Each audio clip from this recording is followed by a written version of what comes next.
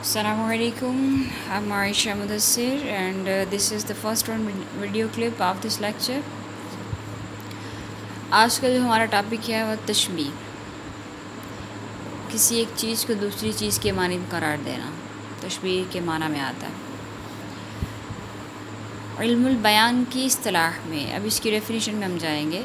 سب سے پہلے میں یہ آپ کو بتاتی چلوں کہ یہ جو علم البیان ہے یہ گرامر کی ایک قسم ہے۔ گرامر کے 3 قسمیں ہیں۔ علم البیان تیسری میں آتی ہے، علم الصرف، علم النحو، یہ فرسٹ 2 ہیں، اس کے بعد علم البیان، ٹھیک ہے۔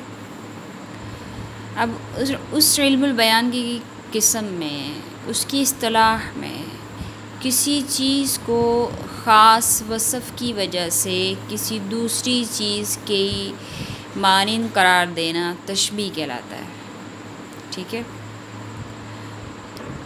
Got it? کسی چیز کو اس کی خاص خوبی کی وجہ سے کسی دوسری چیز کے مانند قرار دینا کیا کہلاتا ہے؟ تشبیہ کہلاتا ہے، ٹھیک ہے۔ جیسے اب یہ سینٹنس ہے، پانی برف کی طرح ٹھنڈا ہے۔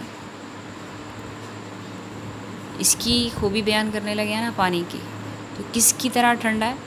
برف کی طرح ٹھنڈا ہے۔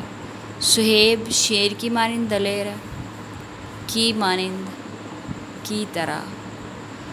اب یہ 2 سینٹنس ہیں، اس میں 2 باتوں کا خیال رکھنا پڑتا ہے۔